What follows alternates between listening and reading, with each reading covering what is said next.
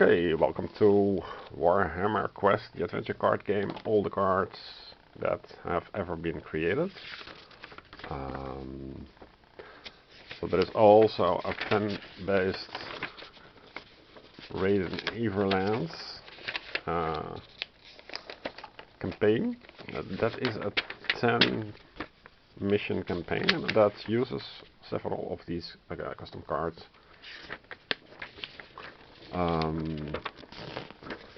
Next to the Raid in Averland campaign booklet, it's reusing the cards, and next to this booklet you also need Sworn Enemies pack, Liberty or Die pack, and Averland cards, as well as several extra dungeon cards and enemy cards and gears cards, and of course the quest sheets, and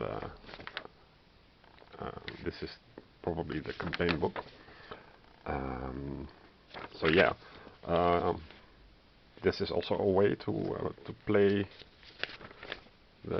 this game. This is all online and free to use. Maybe this campaign isn't online anymore. I can download a link if you like. So it provides 5 brand new quests in a campaign called Riff-Raff in Everheim. Yeah, some amateur translated this from French, and he either has a problem with French or with English, but you have to be a bit lenient. Yeah, you can also meet companions. Each hero may have a companion, maximum of 1 companion at a time, and I'm not sure what a companion is. Companions cannot die, you can dismiss a companion. So an enemy is for this. Maybe the companions is these cards. I printed out these sheets, cut them out, but then I never made cards out of this, but I could at some point. So in the settlement phase, yeah, there is a reward or penalty section. I think this is the complete thing, because you have the lair of the Spider Queen. So this is fan art, and yeah, 3 or 4 characters. So that's a little bit of a problem. Okay.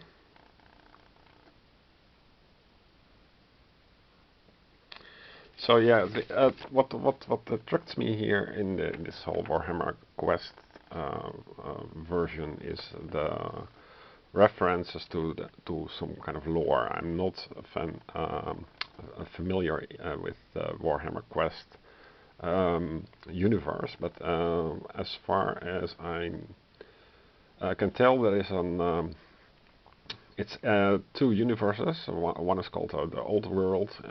It is fantasy based, like with trolls and stuff, in Tolkien-esque world. And there is a New World version, half of the universe, and that is takes place in space with aliens. Yeah, so science fiction plus fantasy, and everything is more or less designed to be over the top. So if something feels over the top, that is as it was designed. Alright, and this is all Old World, of course.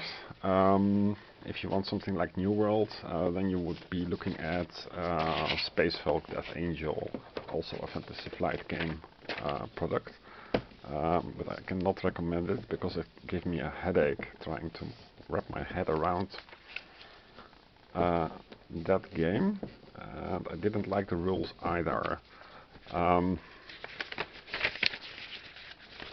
Which cost me a ban on BGG, because you cannot, some things are taboo, and yeah, that's a whole different story. So the lair of the Spider Queen would be the first, and then after lair of the Spider Queen, and then domain of the rats.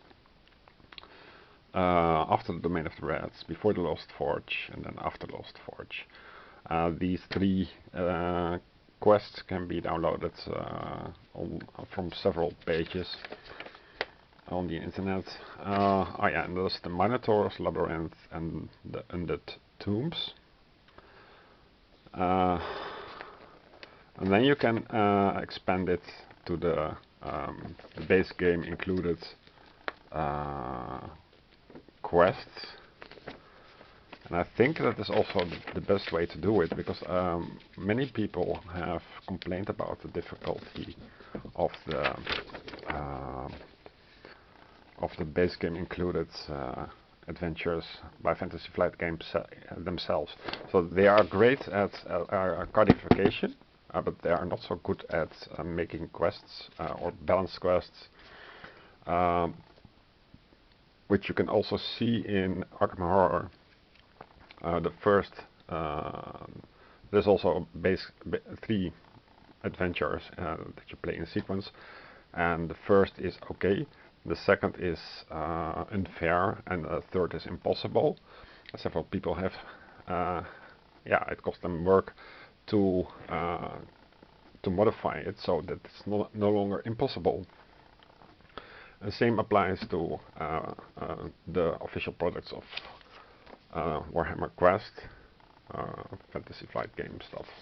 So I don't take, yeah, I cannot recommend them to be a fan of. Yeah.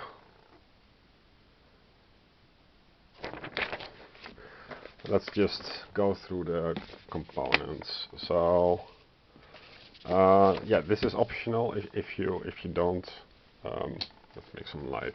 If you just are starting out and only want to buy the base game. This sheet gives you what? It gives you an overview. Mike C on BGG version 1.4. It gives you an overview of how enemies spawn and how they activate.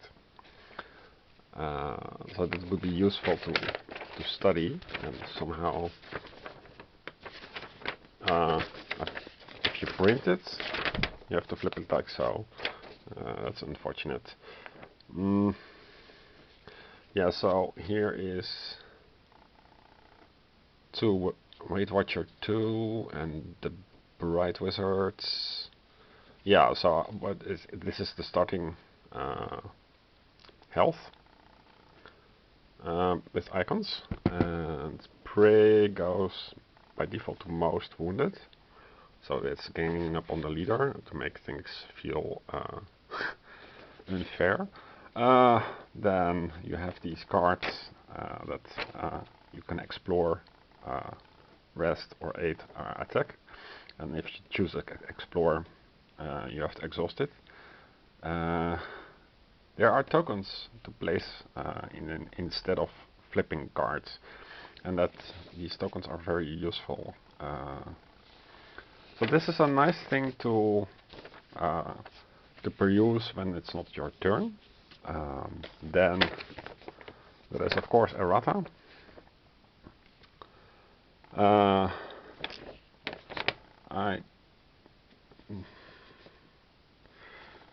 And it says about equipping gear, quests, lost in the dark. There should be something changed.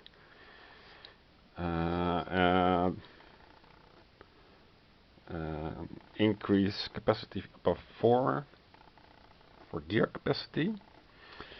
An elf cap fungus. There is something with the elf cap fungus. For the gear, night cloak equipped. there's also something and legendary fortune.